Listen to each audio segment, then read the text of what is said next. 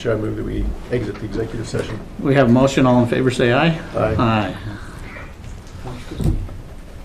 So I'll go ahead and make a motion to go ahead and bring these people in and put them as part of the board, get them trained, and I look forward to having people from all the different areas of our small cities and representing, and so we have the motion. All in favor, say aye. Aye. Aye.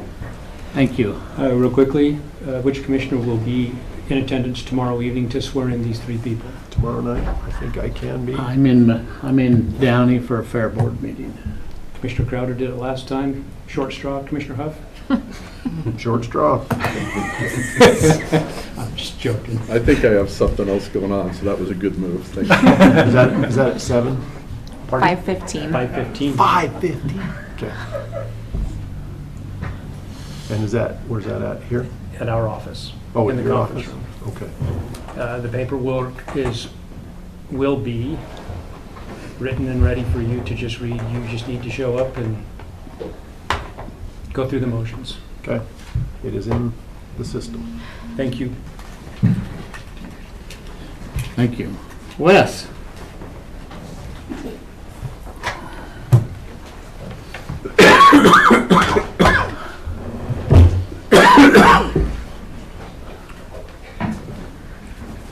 Good morning again. Good morning. Wes Jones, Director, Bannock County Office of Emergency Management.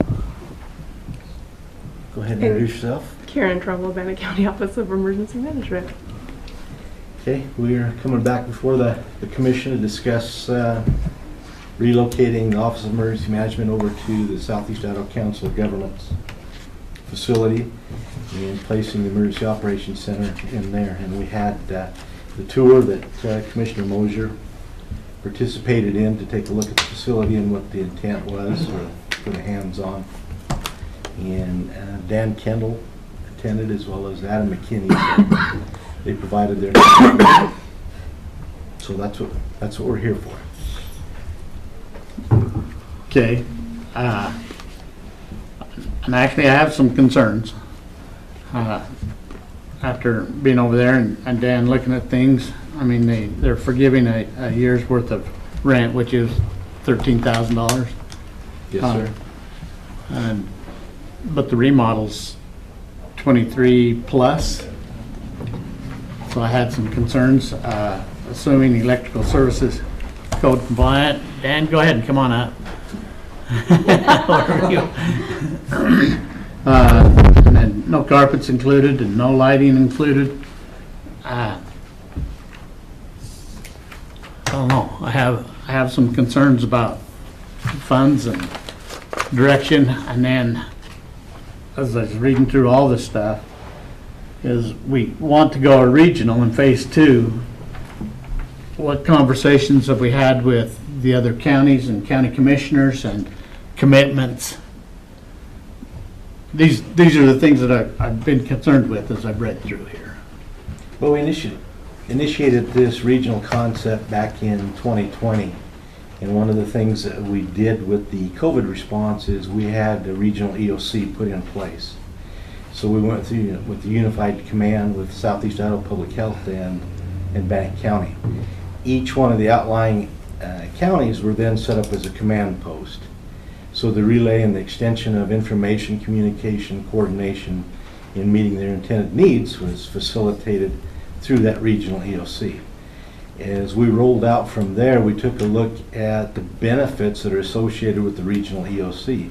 And we did the presentation with the district officials, I think in 2021, and it was very, very supportive. We had the state of Idaho Office of Emergency Management and the director, Brad Ritchie, come down and meet with us at DRC, the Disaster Response Complex, which was our initial location to go in and get things set up. The state of Idaho is very supportive of it because it minimizes the costs, increases training, awareness, and education across the board for responders.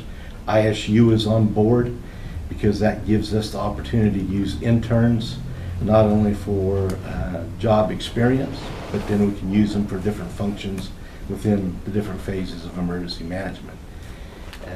attending local emergency planning committee meetings with the surrounding and contiguous counties, they're all in favor. Everybody's in favor of it. And so verbally, everybody's on board. But one of the things that I noted, everybody's going to say, yeah, I love water polo, until I say get in the water and come swim. And everybody stands on the bank and they say, well, I love water polo, but nobody gets wet. So with the phase 2 is where they actually sign into the support for the outreach activities. But the initial phase is getting us in over there to do the EOC operations and the training and that outreach activity, so we can enhance the cadre for emergency management to include training, drills, exercises, resources for the administrative type functions and everything else. The good thing with SCOG is their clientele is a lot of the clientele that we need to interact and communicate with regularly. So we can use them and right on their coattails, if you will, for a lot of the things that we need to do.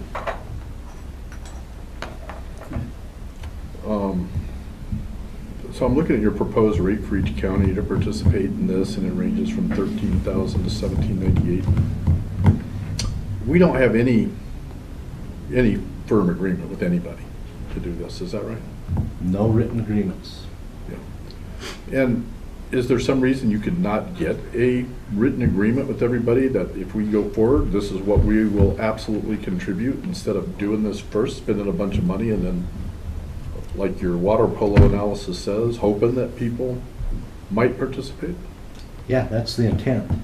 But for us to move in there first, the cost is only the $13,200, which I've received approval from the State Homeland Security Grant Team that that's authorized, so there's no additional funds coming back to the county. And as the counties want to come on board to do this, then we'll put together that MOU to build it out. We're not requesting any funds from them prior to phase 2 initiation. This $13,000 you're talking about, that is in a current grant? That's part of a current grant you have, or that would be a different grant?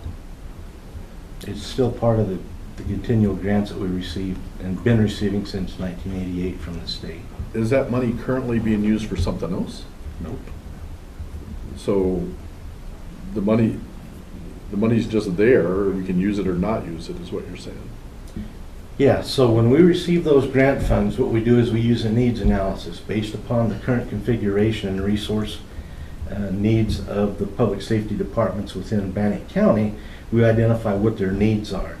Based upon their needs and their requests, those funds are allocated to support them. There's a percentage of funds that we get are dedicated to law enforcement support. There's a dedicated portion of those Homeland Security grants that goes to community awareness campaigns and activities. So those are the two primary areas that are dedicated funds. The remainder is to build capacity and build up the emergency management program within Bannock County. And that's how those funds are allocated. So we sat down with the state of Idaho, as well as each one of those public safety departments, to determine what are your needs. And I'm a firm believer that I'd rather use state funds or federal funds as compared to county funds or city funds. So wherever there's a shortfall, we can come back in and provide support and assistance financially, sometimes. So it's 23,000, 24,000 that Dan's estimated here. Where's them funds coming from? We can't use Homeland Security funds for that. Okay, so there's $24,000 minimum of county funds to get this kicked off. Yeah, I think it was what, 23.2, something like that? 23,450, 23,450. assuming that the electrical meets code, and assuming that no carpet is needed and no lighting is included. So $24,000 to $25,000 is where we're at. And as I think about this, I'm not, if I want to invest $25,000 in somebody else's building, or when we move the school, if that facility could be utilized for this same purpose, that is our facility. What's cool? Above elections here. Oh, okay. That is a school right now. We're building a new building up at the event center. And so that facility is going to become available. And I'd really like it to be a training center or opened up for some of these types of things. What's the total square feet over in the school? It is at least 2,000. And then Above the whole elections there? Yeah, if you went clear over into the Yeah, open it's- basketball area, it's like 3,000. Yeah, it's right around 3,000 square feet of usable space. At CCOG, we were talking about how much square footage. I think it's 880. So you get like 3 times the space. It's not a bad idea.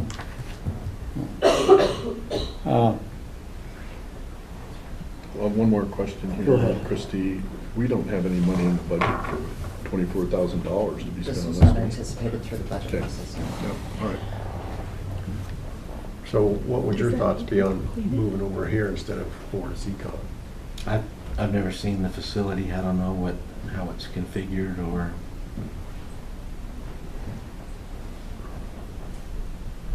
That's going to be the critical factor, and then the accessibility, size of the room. Is there an elevator to that floor? There is, Okay. through elections. It's an old elevator. Yeah, when we do something up there, well, Dan and I have talked, and I think we've all talked about at different times, some different options, because we won't want everybody going through elections, but getting some other access. We're going to end up having to put in a new elevator. That elevator, you can't go back down without a key, and some things like that. But it's going to be more cost effective, if I remember right, Dan, to just put in a new elevator and abandon that elevator than it would be to try to retrofit that one. Yeah, but on the outside of the building, it works out better. Yeah.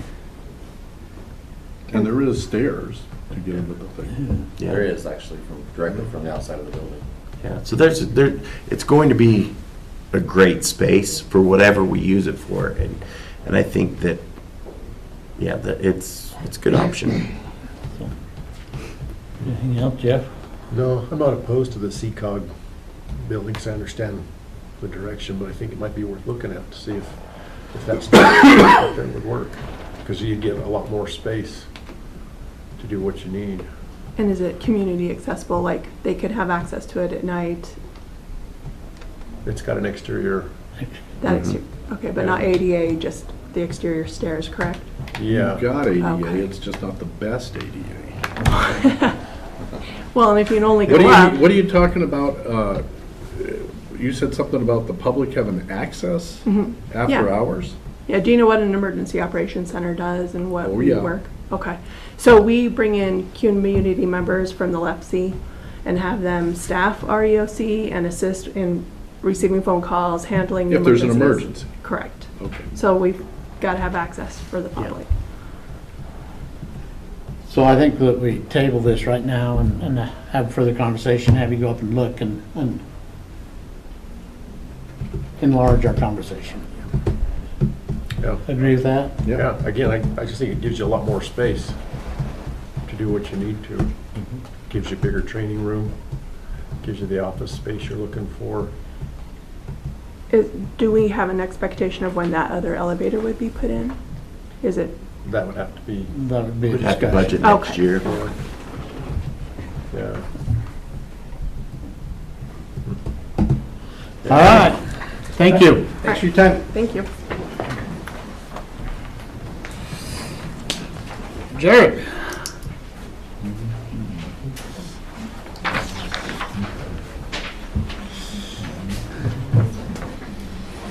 Gonna go watch your video game.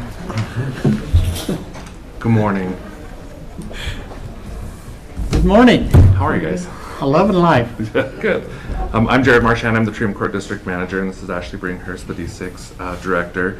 We were just coming to talk to you guys a little bit about maybe accessing some of the opioid funds to buy some equipment to help kind of increase our access through the group rooms over at D6 Treatment. Right now, they have one group room with a meeting owl that's pretty old. You have what? It's called a meeting owl, so it's like you set it on the Oh, table. I We know. don't even have one. I know, right. Thank goodness. And so the one they have has got a cracked lens. It's pretty old, not great. And we have lots of people participating in our drug courts, treatment courts, through D6 treatment in a wide area. And so it's just kind of makes it a little bit difficult for them to have an effective group meeting or counseling when that stuff is old and worn out. So my only question on this, it meets the criteria for spending opioid funds, and we have plenty of opioid funds. And the memo that Jared provided, he provided it to me first so that we could do the dialogue before he presented it to the board. But he's got the different categories that it could potentially fit under within the memo, so. And I trust you, but No, I get when I'm you. asking about spending money, I'm going to this lady right here. I do the same thing. And so, So, and I think, it'll meet for the different categories, I think, and that's something that we actively do within our core and treatment weekly. Would hit one of those things that I put in there with that equipment. You came in last year and asked for some funds from this for something, didn't you? What was it for? We did it, we Yeah, sent training. 2 D6 treatment counselors, one of our treatment coordinators to the National Drug Court Conference. That's right. Yeah. That's right. Okay. No, I think this is a good use for those funds. So, question? Motion? Mr. Chair, I'd move that we approve the request for opioid funds in the amount of $1345.98. We have a motion, all in favor say aye. Aye. When you make those purchases, if you'll just bring me the invoices, I'll get them coded and Yeah. commission authorized. Yeah, and I'll get it with you before I do it, so. Perfect. Okay. Thank you guys very much for your time. I appreciate You it. bet. Thank you so much. Thanks. Shanda. I got that taken care of.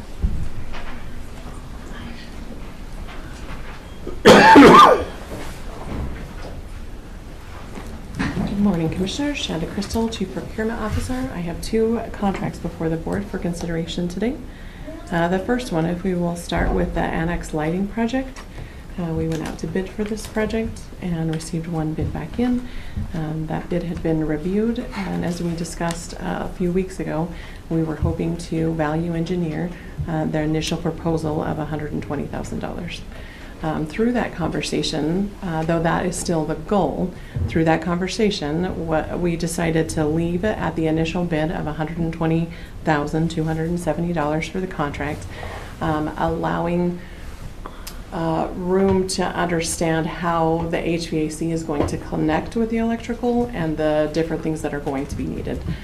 There are ways and things that both the HVAC tech, Dan Kendall in Bannock County, as well as the electrician feel that can lower this price, but they just commit not to go above it. So we still anticipate going below this, but we just didn't want to.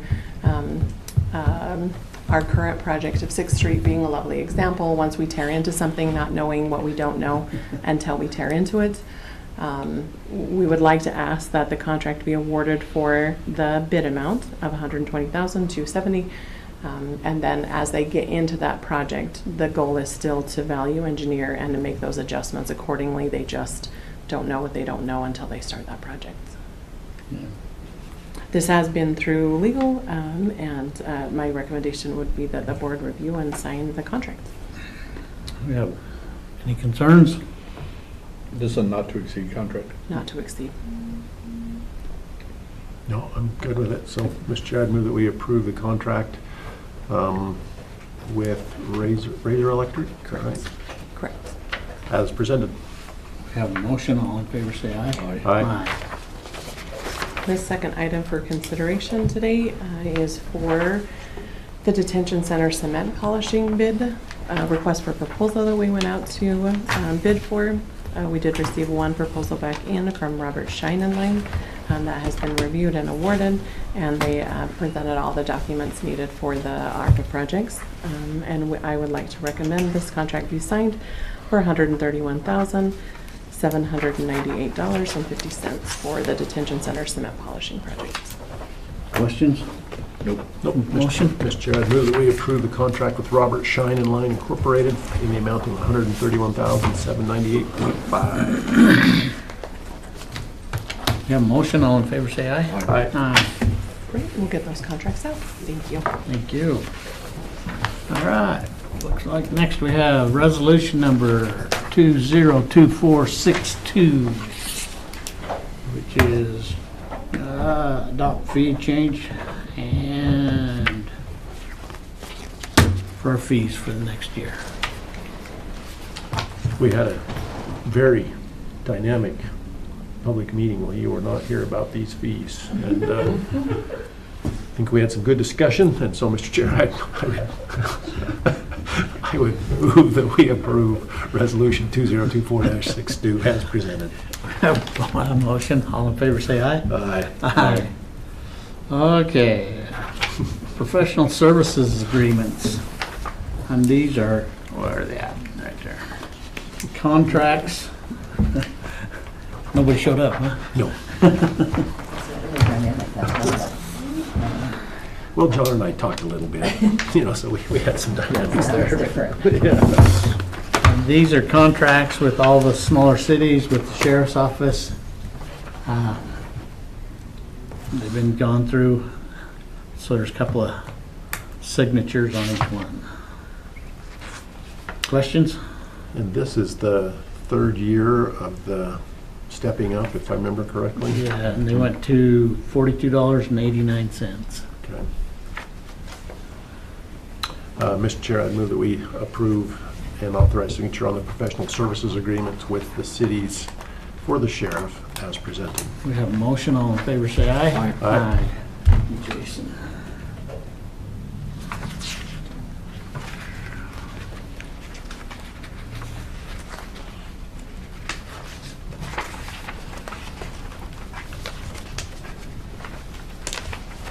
I had signed the second one, I think. It's all good to you, not to me. I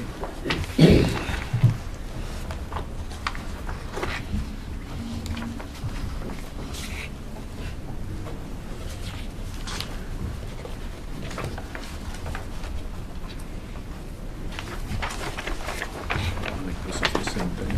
Okay.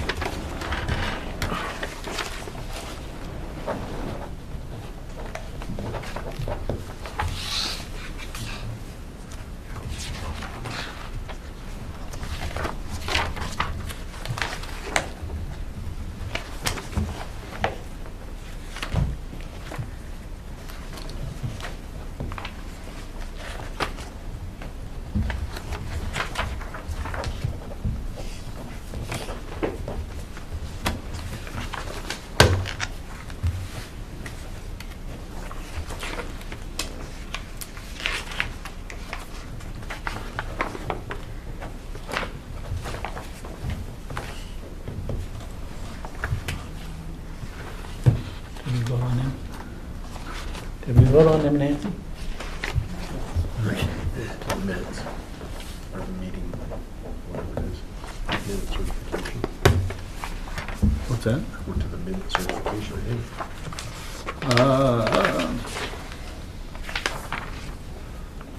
Consent agenda, 10:15, okay. So under our consent agenda, we have salary rate approval forms, some bills, ARPA funds, and commissioners' minutes from September 10th, and then separation forms, notices for all of the public defenders. Right. And all these, I'll sign them, and then they'll come to you. Yes, So, we'll put them in their file. Like on the 30th, will you go over and get the keys and how's that? You're gonna be bringing them here. Oh, From what I yeah? understand. Okay, I thought Janelle was just gonna collect them. That's fine, but I mean, she'll be bringing them. Okay, I didn't know that part. Okay, I just wanted to clarify who was gonna get the keys and make sure that if you're gonna have these papers, that's where they're all checked. I just wanted to make sure that somebody had responsibility for it. And Penny will be bringing hers to me directly, but the rest of them I'll talk to Janelle and make sure she brings them. Okay? She can bring them to me if she'd like. Okay. So I just- All right. So we have motion on the consent agenda. No, Mr. Chair, I would move that we approve the consent agenda as presented. We have a motion. All in favor, say aye. Aye. Aye. And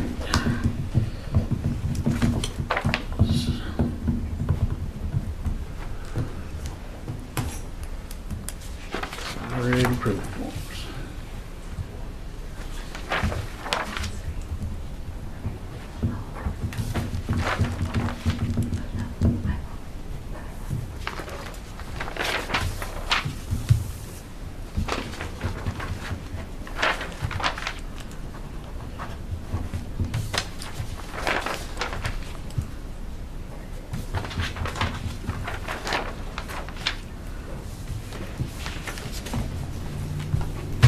Sorry, John.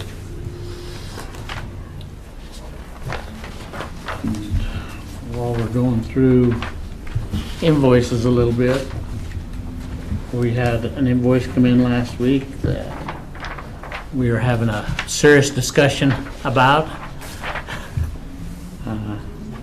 Just under $250,000. Do we have a change order for the upgraded piece of equipment? No, all of this should have ran through ICRIM. I still have an email out, I'll do a follow-up. The invoice from the statement that I received shows it was from February. It was never discussed in any of the phone conversations. From what I can tell from ICRIM, it was never submitted to ICRIM because it was not tonight, it wasn't even referenced. There's a lot of issues with it, so. What's our path forward? Is it through ICRIM? I'm gonna follow up with them and ask them what they did, why they didn't do certain things, and then the case is currently closed with ICRIM, so I don't know if they'll be able to open it back up, or, and I haven't even seen a copy of the detailed invoice. So, I will, first I need to gather the information from STAR, and then I will get with Matthew, ICRIM, and Levi to see if it was work that it was even authorized. But the number, it was a packet number 17, and ICRIM had 16 and 18, but not 17, so it was not even reviewed by ICRIM. It could be covered. So I'll follow up and get additional information and then proceed from there. Okay, thank you. At this point, I'm just aggressively working through the details. Kindly aggressive. And this was from an incident in February of '24. No, From it before was that. from the jail boiler project that's Oh. been ongoing for about 2 years. The invoice, though. But their invoices on ICRIP go in numerical order, and it just skips 17. It was not submitted. Yeah. So, and it should have been. Submitted through ICRIM to determine eligibility. For them to make that determination is inappropriate.